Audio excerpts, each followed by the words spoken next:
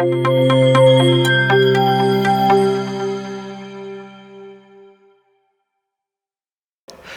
வணக்கம். ஸ்மிருதி அகாடமிலேருந்து உங்கள் தம்பையா பேசுகிறேன். இந்த சேனலோட மிக முக்கிய நோக்கமே உலகத்தில் உள்ள கடைக்கோடி தமிழனுக்கும் ஆங்கில பயிற்சி என்கிற இந்த அற்புதமான ஒரு அறிவை கொண்டு போய் சேர்க்கறது தான். இந்த வீடியோவில் நம்ம ஹோமோகிராஃப் அப்படிங்கிற ஒரு புது கான்செப்ட் பார்க்க போகிறோம்.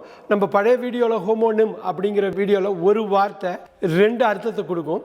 ஆனால் இங்கே ஹோமோகிராஃபில் ஒரு வார்த்தை 2 உச்சரிப்பும் 2 அர்த்தத்தையும் கொடுக்குற மாதிரி உள்ள வேர்ட்ஸை நம்ம பார்க்க போகிறோம். இது ஒரு புதுமையான ஒரு பகுதி தான் மொழியில். ஏன்னா ஆங்கிலத்துக்கே உரித்தானது இது. ஒரு வார்த்தை ஒரே மாதிரி ஸ்பெல்லிங் இருக்கும், ஒரே ஸ்பெல்லிங் தான், ஆனால் வேறு மாதிரி உச்சரிக்கணும், வேறு மாதிரி அதோட பொருள் இருக்கும். ஃபார் எக்ஸாம்பிள், அடுத்து நம்ம பார்க்க போகிற ஒரு அரிதான வார்த்தை, ஒரு அரிதான ஹோமோகிராஃப் இதுதான். EVENING, evening. ஈவினிங்கில் என்ன அரிதாக இருக்குன்னு நினைக்கிறீங்களா? ஒன்று ஈவினிங்னா சாயந்தரம், குட் ஈவினிங்னு சொல்லுவோம். டெய்லி ஈவினிங் வருது. ஈவினிங்னா சாயந்தரம். ஈவனிங், இப்போ பாருங்கள், EVEN, ஈவன்னா சமப்படுத்துகிற ஒரு சர்ஃபேஸ் இல்லையா? நீங்கள் சமன்படுத்துகிறீங்க, ஈவன் பண்ணுறீங்க. ஈவனிங்னா சமன்படுத்துதல், சரிங்களா? இந்த சமன்படுத்துதல் EVENING, ஈவனிங்னு படிக்கணும். ஈவினிங் அப்படின்னு நம்ம வழக்கமாக சொல்கிறது சாயந்தரம். அப்போ 2 அர்த்தம் இருக்குது, ஈவினிங் சாயந்தரம், ஈவனிங் சமன்படுத்துதல். அடுத்து நம்ம பார்க்க போகிற ஹோமோகிராஃப் ENTRANCE.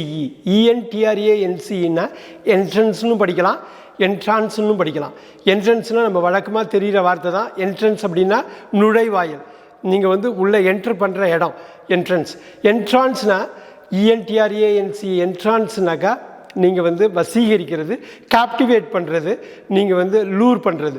ஸோ பேசிக்காக entrance, the actor entrances the audience. அந்த நடிகர் அந்த ஆடியன்ஸை, பார்வையாளர்களை வசீகரப்படுத்தினார் அப்படிங்கிறது. இந்த entrance I enter through the entrance number 3. நான் என்ட்ரன்ஸ் நம்பர் 3 வழியாக உள்ளே போகிறேன் அப்படிங்கிற என்ட்ரன்ஸுங்கிறது நுழைவாயில். ஸோ என்ட்ரன்ஸ் அப்படின்னா நுழைவாயில், என்ட்ரான்ஸ்னாக்கா வசீகரிக்கிறது. அடுத்து நம்ம பார்க்க போகிற ஹோமோகிராஃப் LEARNED. LEARNEDனா லேர்னட் அப்படின்னு படிக்கலாம், லேர்ன்ட் அப்படின்னு படிக்கலாம். He is a learned man. அவன் நல்லா கற்றறிந்த மனிதர், அவர் ஒரு நல்ல கற்றறிந்த மனிதர். He is a very learned man. அதே சமயத்தில் LEARNED லேர்ன்டுன்னு பயன்படுத்துவாங்க. இதை வினை சொல்ல செயல் வார்த்தையாக பயன்படுத்துவாங்க. ஐ லேர்ன்ட் இங்கிலீஷ் அப்படின்னா நான் ஆங்கிலம் கற்றேன். ஐ லேர்ன்ட் இங்கிலீஷ், நான் ஆங்கிலம் கற்றேன். லேர்ன்ட் அப்படின்னா ஐ லேர்ன்ட்னா நான் கற்றேன். He is a learned man அப்படின்னாக்கா அவர் கற்றறிந்த மனிதர். Learnt, learned. அடுத்து நம்ம பார்க்க போகிற ஹோமோகிராஃப் ஒரு இன்ட்ரெஸ்டிங்கான ஹோமோகிராஃப் BUFFET. BUFFETயை புஃபே ஆர் பஃபே அப்படின்னு படிக்கலாம். அப்போ டி அங்கே சைலண்ட்டு. இன்னொன்று புஃபட் அப்படின்னு படிக்கலாம். ஸோ புஃபட் அப்படின்னு BUFFETன்னு படிக்கிற புஃபட்னா ஹிட், ஸ்ட்ரைக். ஐ புஃபட் ஹிம் அப்படின்னா ஐ ஸ்ட்ரைக் ஹிம் அப்படின்னு அர்த்தம், நான் அவனை அடிக்கிறேன் அப்படின்னு அர்த்தம். அதே புஃபே BUFFET, இந்த புஃபே ஆர் பஃபேன்னு நம்ம சொல்கிறது, நம்ம நேராக போய் எல்லா ஐட்டம்ஸும் இருக்கும் நம்ம சாப்பிட்றதுல நம்மளா we have to help our self. நம்மளே போய் சாப்பாடு எடுத்து சாப்பிட்றது, எல்லா வெரைட்டி ஆஃப் ஐட்டம்ஸும் அங்கே இருக்கும். அதுதான் பஃபே. அது எல்லாருக்கும் தெரிஞ்ச வார்த்தை. பஃபேன்னா அந்த மாதிரி ஒரு உணவு. இன்னொன்று புஃபட் அப்படின்னாக்கா ஸ்ட்ரைக் பண்ணுறது, ஹிட் பண்ணுறது.